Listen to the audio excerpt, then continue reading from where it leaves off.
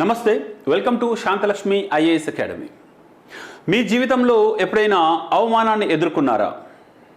మిమ్మల్ని ఎవరైనా ఉద్దేశపూర్వకంగా టార్గెట్ చేసి మరీ ఇన్సల్ట్ చేశారా? అది మీ సీనియర్ కావచ్చు, మీ క్లాస్మేట్ కావచ్చు, లేక మీ క్లాస్మేట్ వాళ్ళ పేరెంట్స్ కావచ్చు, లేదంటే మీరు ఉద్యోగులైతే మీ పై అధికారి కావచ్చు, లేదంటే మీ కొలీగ్స్ కావచ్చు, ఎవరైనా కావచ్చు. మనల్ని ఎవరైనా ఇన్సల్ట్ చేస్తే మనం ఏం చేయాలి? జనరల్గా ఏం చేస్తారండి, మనల్ని అవమానించినోడిని మనం తిరిగి అవమానిస్తాం, లేదంటే వాడికి ఏదైనా నెగిటివ్ చేసే ప్రయత్నంలో భాగంగా నిరంతరం ఆలోచిస్తుంటాం. వాడికి వ్యతిరేకంగా గ్రూపులు కడతాం, వాళ్ళని డిఫేమ్ చేసేందుకు నానా ప్రయత్నాలు చేస్తుంటాం. కానీ ఒక యువకుడు తనకు జరిగిన అవమానాన్ని మనసులో ఒక అగ్నిపర్వతంలాగా దాచుకున్నాడు. అలా దాచుకొని ఆ అగ్నిపర్వతం నుండి శక్తిని నిరంతరంగా తీసుకుంటూ తను సివిల్ సర్వీసెస్ అంటే ఐఏఎస్ ఎగ్జామ్ 780వ ర్యాంక్ సాధించాడు. ఆయనే మనకు Uday Krishna Reddy, ములగాని Uday Krishna Reddy, all India 780 rank. ఇది ఒక ఆర్డినరీ పర్సన్. ఆర్డినరీ అంటే ఇంకా ఆర్డినరీ కంటే కూడా ఇంకా క్రింది స్థాయి సింపుల్ పర్సన్ అండి. పేరెంట్స్ లేరు, తల్లిదండ్రులు లేరు, అక్కడ ఓన్లీ నానమ్మ సపోర్టు, సాయం, అలాగే మామగారు కొంత ఆర్థిక లేక నైతిక మద్దతు.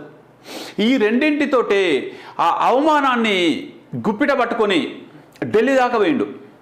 తెలుగు మీడియంలో చదివిన వ్యక్తి తెలుగు మీడియం అయినా పర్లేదు అని భయపడకుండా సివిల్ సర్వీసెస్ ఎగ్జామ్ అంటేనే ఓన్లీ ఐఏఎస్ల పిల్లలు లేదంటే ప్రొఫెసర్ల పిల్లలు, చాలా హయ్యర్ ఎలైట్ వాళ్ళు వాళ్ళ పిల్లల్ని చదివించే ఉద్యోగం అండి.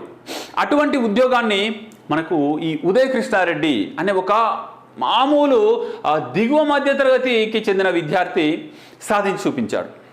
దీనికి కారణం అతను తన యొక్క లక్ష్యం పట్ల పెట్టుకున్న ప్యాషన్ కావచ్చు. రెండవది, తనను అవమానించిన ఆ గుర్తు అనేది ఆ గుండెల్లో అలాగే ఉండిపోయింది. దాంతో అతను ఎప్పుడు డిమోటివేట్ అయినా అది గుర్తొస్తుండేది.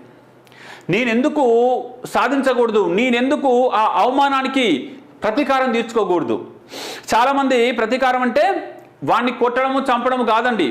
మీకు నిజంగా రివెంజ్ తీర్చుకోవాలనుకుంటే, మీకు నిజంగా ఇన్సల్ట్ అయి ఉంటే ఆ బాధను మనసులో ఉంచుకోండి, దాన్ని ఎనర్జీగా మార్చుకోండి.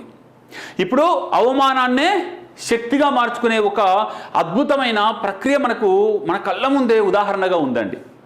కాబట్టి మీకు జరుగుతున్న ఏదైనా అవమానాలు ఉంటే వాటిని శక్తిగా మార్చుకోండి.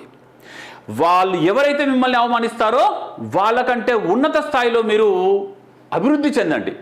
ఆర్థికంగానా లేక పొజిషన్ పరంగా అంటే వృత్తిలోనే ఇంకా ఉన్నత స్థాయికి వెళ్ళండి. మీ జాబ్లో అయితే మీ పై అధికారి కంటే ఉన్నత స్థాయి ఉద్యోగాన్ని సాధించండి. మీరు గ్రూప్ 4లో ఉంటే గ్రూప్ 1 రాయండి, గ్రూప్ 2 రాయండి, సివిల్ సర్వీసెస్ రాయండి.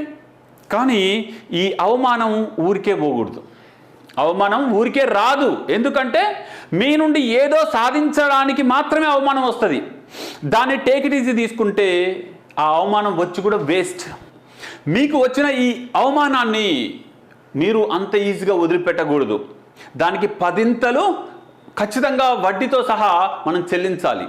ఎలా చెల్లించాలి అంటే సింపుల్గా మిమ్మల్ని అవమానించిన వాడే మీకు ఫ్యాన్ అయ్యేలాగా, అతనికంటే అసలు అతను ఊహించనంత స్థాయికి మీరు ఎదిగి అతని ముందు కనబడండి చాలు.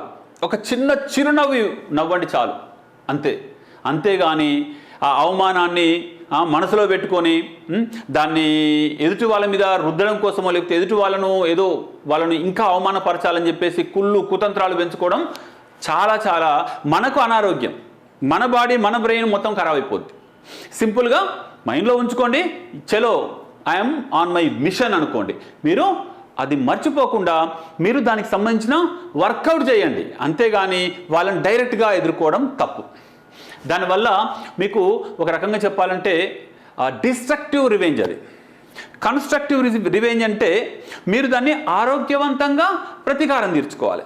ప్రతీకారంలో కూడా ఆరోగ్యవంతంగా ఉంటుంది, అనారోగ్యవంతంగా ఉంటుందండి. సో ఇక్కడ మీరు ఆరోగ్యవంతమైన రివెంజ్ తీర్చుకోండి. మీరు వాళ్ళకంటే అనేది పక్కకు పెట్టండి. మీ సొంత జీవితంలో మీరు చాలా ఉన్నత స్థాయికి వెళ్తారు. రివెంజ్ అనేది ఒక రాకెట్ లాంటిది. దాన్ని పట్టుకొని మీరు ఎంత పైకంటే అంత పై స్థాయికి వెళ్ళొచ్చు. All the best.